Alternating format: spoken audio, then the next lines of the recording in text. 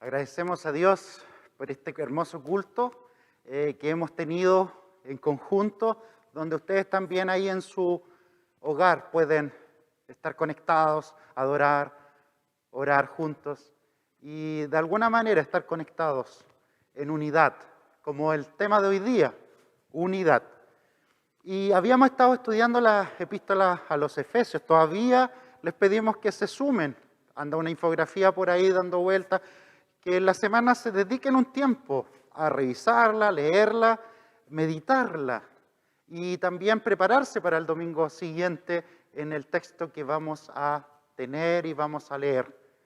Hoy día comenzamos con el capítulo 4 de la epístola a los Efesios, una epístola que está dirigida a un grupo de hermanos, a una iglesia en Éfeso, que probablemente también fue escrita para muchas personas alrededor de la ciudad, pero en un contexto pagano, en un contexto donde se adoraba a la diosa Artemisa, donde había un culto al emperador, y en ese contexto Pablo nuevamente en este capítulo le habla de la unidad. Fíjense que en nuestra época, en nuestra sociedad, hablar de la unidad no es tan fácil, sobre todo en medio de las crisis, en medio de los problemas. Probablemente, quién sabe, ustedes mismos a lo mejor han pasado por temas familiares con la familia extendida, pero también a veces dentro del mismo núcleo familiar. Eso es probable. Es probable que a lo mejor hayan tenido alguna de un desencuentro con amigos, en el trabajo también a veces es común que hayan desencuentros, o simplemente si miramos a nivel social y político, también en muchos casos se produce desunidad, división, o la palabra crisis. Crisis, etimológicamente, de hecho, significa eso, significa división. Y en ese contexto, hablar de la unidad a veces no es tan fácil.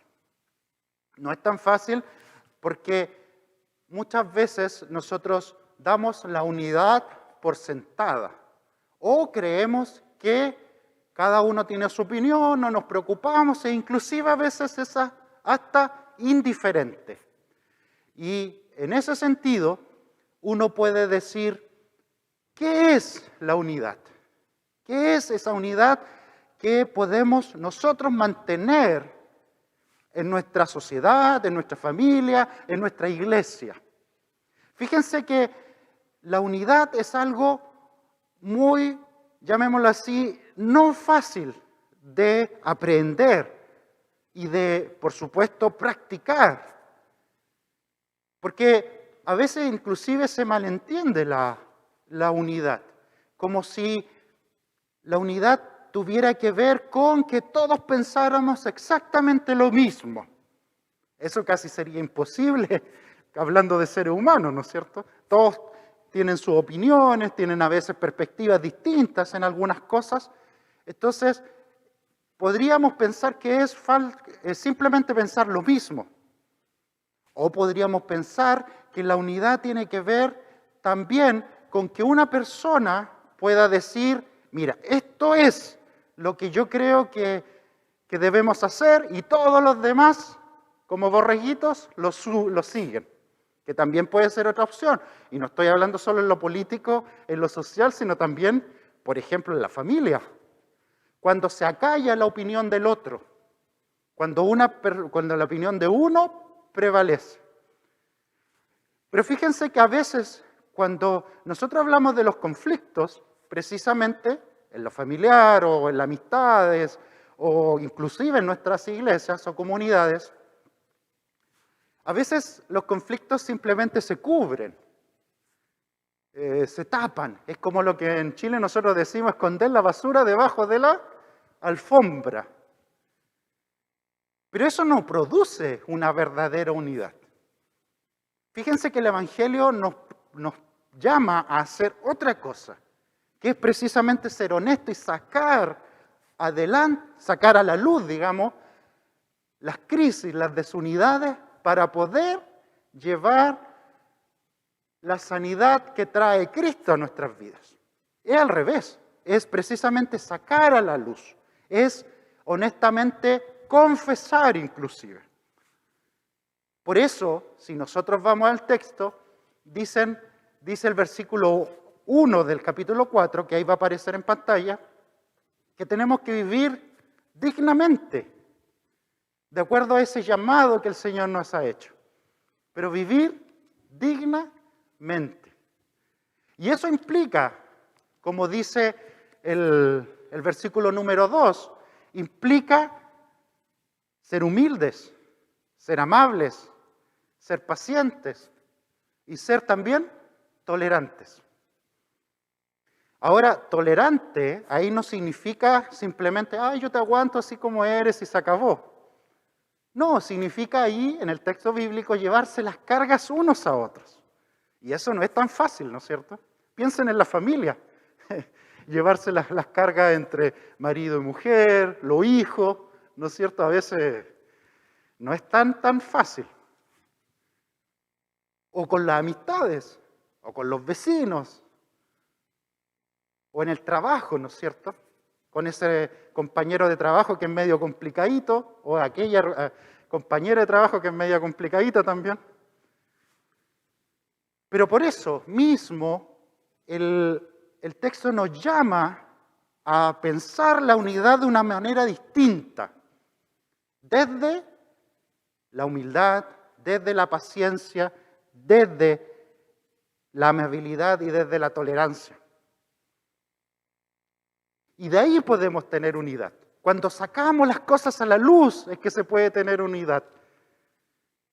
Insisto, no significa que todos pensemos igual, pero significa madurar de una manera que podamos enfrentar inclusive nuestras propias diferencias. Por lo tanto, fíjense que en el versículo que sigue, que en el versículo 13 nos muestra cuál es la unidad, el versículo 3 y 4, nos muestra cuál es la unidad que nosotros buscamos. Una unidad del Espíritu, fíjense, ¿o no? Una unidad de la misma esperanza, una unidad del mismo Señor, o sea, la unidad de Cristo. Una unidad que tiene que ver también con un mismo bautismo, que confesamos a Cristo como el Señor nuestro, públicamente. Una unidad que tiene que ver con tener un solo Dios y un solo Padre. ¿Se entiende o no? Es una unidad distinta. Eso es lo que nos une. Y es interesante porque uno podría pensar, bueno, entonces, desde el punto de vista social y político, ¿qué es lo que más nos une? Alguien va a decir, es que yo estoy unido a mi familia. Y se acabó, ¿no es cierto? Yo estoy unido con mis compatriotas desde un punto de vista nacional o político, ¿no es cierto?, social. O yo soy de tal etnia, o tengo tal orientación sexual. ¿Se entiende lo que estoy diciendo? Inclusive podría decir yo no, yo soy chileno y se acabó. O alguien de otra nacionalidad podría decir lo mismo. Pero fíjense que aquí la unidad está basada en otra cosa. Está basada en el Señor. Un solo Señor, Jesucristo, un solo Dios Padre, una sola fe, un solo Espíritu. ¿Se fijan que hasta trinitaria la expresión esa? Padre, Hijo y Espíritu Santo. Y eso es lo que nosotros decimos. Fíjense que ahí, en esa unidad, cuando la sacamos adelante, cuando no imponemos nuestras propias opiniones, sino que nos basamos primero en lo que Dios quiere para nosotros, según lo que la palabra nos enseña. Eso es precisamente lo que nos da unidad. Y unidad más allá de lo político. Entonces, mis hermanos que vienen llegando de Venezuela, los voy a considerar como hermanos. Algunos de ellos son específicamente hijos de Dios. Algunos de ellos también tienen su fe puesta en Jesucristo y los debería considerar como hermanos, donde no hay fronteras políticas, donde no hay fronteras entre hombres y mujeres, donde los hombres se creen mejores, donde no hay diferencias entre un grupo y que niega al otro. Por ejemplo, los cristianos que se creen superiores a todos los demás en la sociedad. De hecho, el mismo Pablo en Gálatas 3:28 dice eso, que en Cristo somos uno, donde no hay judío ni griego, ni esclavo ni libre, ni hombre ni mujer, porque todos somos uno en Cristo Jesús. Fíjense que eso es lo que nos une. Esa es la verdadera unidad a la cual nosotros aspiramos. ¿Eso nos cambiaría la visión o no? De cómo vemos a las personas. Les pregunto, ¿nos debería cambiar la visión de cómo vemos al otro? Sin miedo, sino entendiendo que mi relación con el otro va a través de Cristo, sin sospechas, entendiendo que podemos llegar a acuerdo porque lo esencial ya estamos de acuerdo. O sea que nuestra fe tiene que estar puesta en Jesucristo, que tenemos que guiarnos según lo que nos enseña la palabra del Señor. Fíjense que Agustín de Hipona, el gran santo de la Iglesia, comienzos de la época medieval, se le atribuye una frase que dice: en lo esencial, unidad. En lo dudoso, libertad. Pero en todo, amor. Lo voy a repetir eso, ¿eh? En lo esencial, unidad. En lo dudoso, libertad. Y pero en todo, amor. Eso es lo que deberíamos nosotros poner énfasis, ¿o no?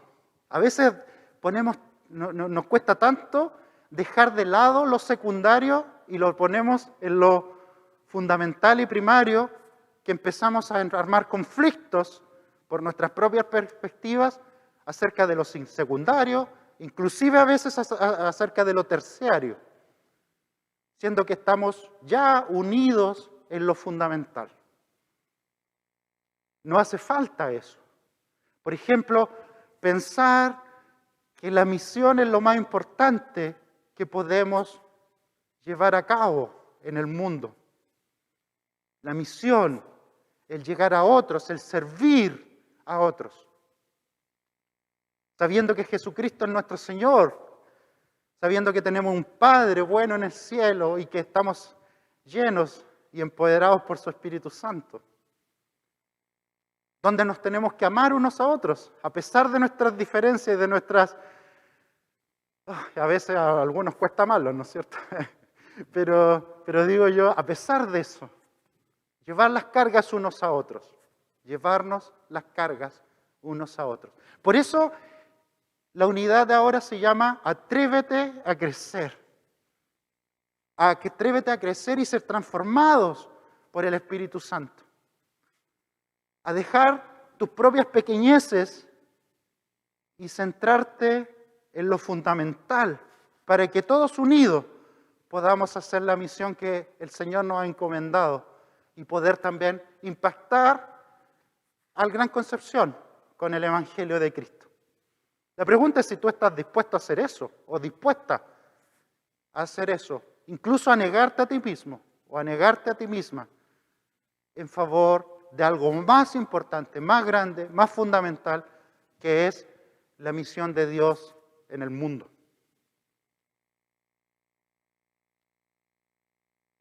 Fíjense que para eso también el Señor da dones. Para mantener esa unidad y para mantener la unidad del Espíritu, de la fe, de tener un mismo Señor, de tener a un mismo Dios Padre, para mantener eso, el Señor pone dones en medio de nosotros. Y uno podría decir, bueno, ¿qué dones el Señor te ha dado a ti para edificar al cuerpo de Cristo? ¿Qué dones tienes? ¿Lo estás poniendo al servicio o no? Fíjense, en el versículo 7, dice así, va a aparecer en pantalla, dice así: pero a cada uno de nosotros se nos ha dado gracia en la medida en que Cristo ha repartido dones. El Señor nos ha repartido dones ¿Cuáles son tus dones que estás poniendo al servicio? ¿Del Señor o también de los demás? Fíjense que aquí se nombra una lista que por supuesto no es completa, pero dice en el versículo 11, el mismo constituyó a unos apóstoles, a otros profetas, a otros evangelistas y a otros pastores y maestros. Algunos dicen que estos son los únicos ministerios que existen, pero la verdad que no es así.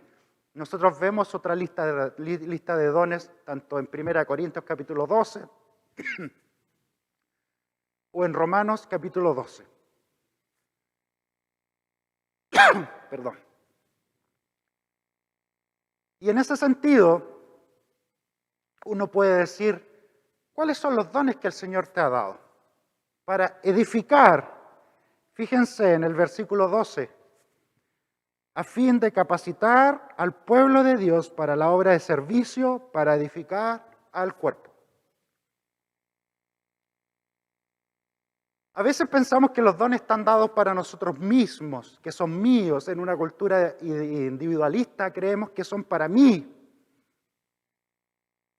Pero fíjense que los dones están dados para edificar al cuerpo de Cristo. Pero el cuerpo de Cristo no tiene su fin en sí mismo. Y me gustaría que pusieran atención en esto. De verdad, pongan atención en este punto. A veces creemos que nosotros somos un fin en sí mismo. Y eso no es lo que enseña el Evangelio. De hecho, el cuerpo de Cristo está también, no solo para bendecirse a sí mismo, sino también para bendecir a los demás. Tiene una dirección hacia adentro, pero tiene una dirección hacia afuera. Y si alguna de esas dos direcciones falta, algo falta en nuestra actividad. No podemos estar centrados solo en nosotros mismos, sino que tenemos que servir a los demás. Y la pregunta en ese sentido es, ¿dónde estás sirviendo tú, por ejemplo, a la misma iglesia, a la comunidad de fe? ¿Qué es lo que estás haciendo con tus dones? ¿Te falta dar un paso más y ponerte a servir comprometidamente? ¿O en el ámbito social, en tu vecindario, en tu familia, qué estás haciendo para servir? ¿A quién estás sirviendo? ¿También nos falta algo de eso? ¿Crecer hacia afuera también? ¿Llevar este evangelio a otros? ¿Alcanzar a los que aún no conocen a Jesucristo? Entonces la iglesia también tiene una dirección hacia afuera. Es interesante porque nosotros a veces ocupamos este lenguaje en la iglesia y decimos, la iglesia está encerrada en 4 paredes. Y es paradójico porque ustedes ahora están en sus casas. Y no estamos aquí en el templo, aunque estamos transmitiendo desde el templo. Entonces la iglesia también está donde ustedes están. En este momento. Ahí está la iglesia. Esa es la extensión de la iglesia, el alcance que podemos tener. Entonces no estamos encerrados en 4 paredes. Otra cosa que es interesante cuando dicen eso, y yo he sacado la cuenta más o menos, en promedio, ¿cuánto es lo que un cristiano realmente invierte en temas de comunidad? Hay algunos que lo hacen más, otros menos. Pero si sacaron un promedio, yo creo que si contamos una reunión de día domingo, más un estudio bíblico, más alguna actividad extra que tengamos, podríamos llegar a unas 5 horas a la semana. Y yo les pregunto, ¿cuántas horas tiene la semana? Entonces, lo que estoy diciendo con esto es que la mayor cantidad del tiempo de nosotros lo invertimos para otras cosas. El trabajo, la familia, la entretención o algún tipo de capacitación de otro sentido. Entonces, la pregunta es,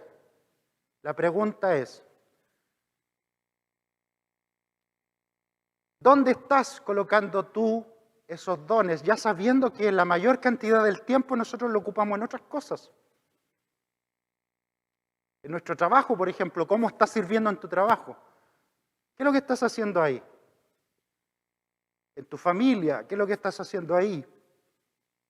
Con tus amigos, etcétera, etcétera, etcétera, en la universidad. Entonces, en ese sentido, yo les pregunto, ¿cómo vamos a seguir sirviendo? Voy a tomar un poquito de agua porque me lo dejaron aquí.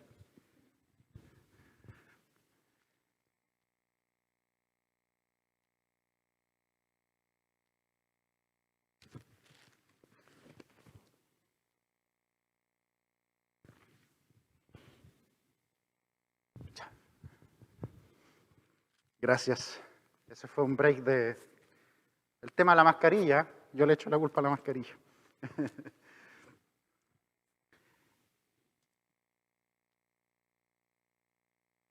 ¿Dónde estás sirviendo? Retomando el tema, ¿dónde estás sirviendo? ¿Qué es a qué el Señor te está llamando y dónde tienes que comprometerte? Ese es un análisis que nosotros como cristianos no lo podemos dejar porque nosotros no estamos llamados a sentarnos, sino estamos llamados a hacer cosas por el Señor y para servir a la iglesia y para servir a la comunidad.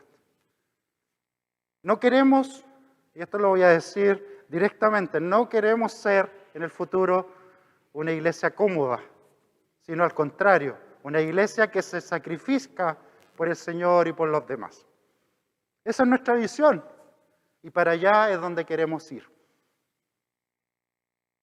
Finalmente, si nosotros colocamos nuestros dones al servicio de los demás, si tenemos esta unidad, si tenemos todo hecho y todo lo hacemos para la gloria de Dios, es probable que podamos algunos movernos para allá, para acá, para ir a una enseñanza aquí, otra enseñanza allá.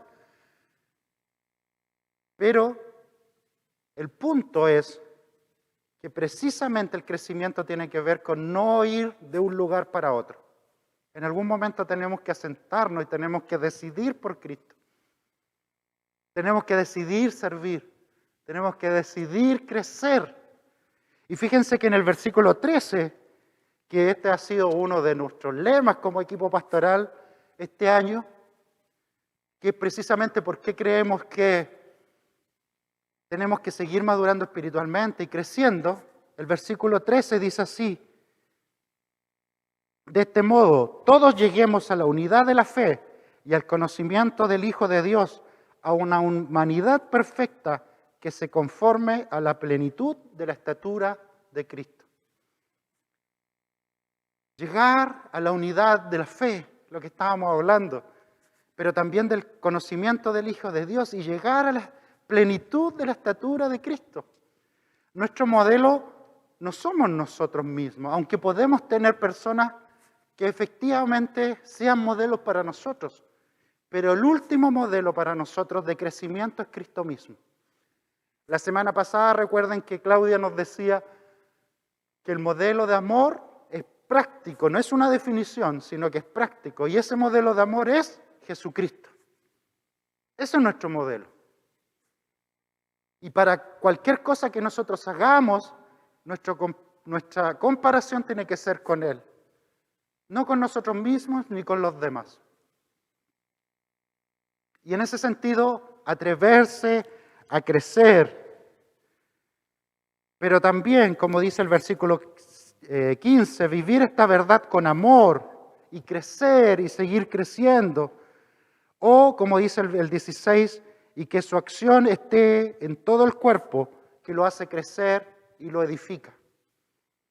Es la acción de Cristo mismo, la que nos une, nos ayuda a crecer y nos edifica. ¿Cómo quieres estar tú en esa edificación? ¿Estás creciendo?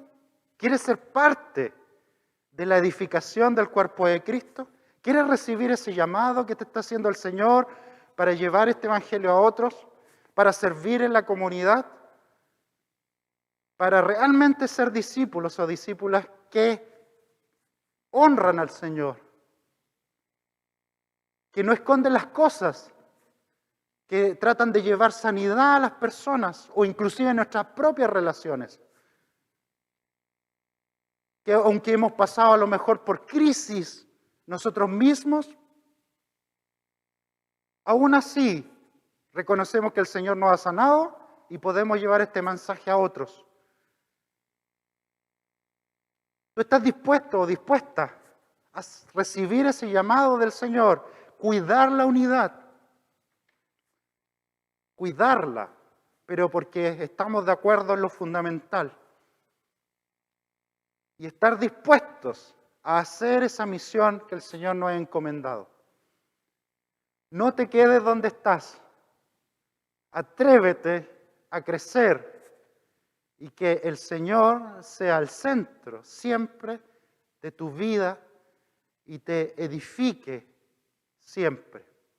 En lo personal, como familia, pero también como iglesia.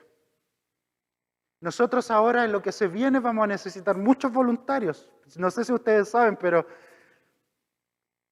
aquí para poder hacer un culto se necesitan entre 20 y 25 personas todos los domingos.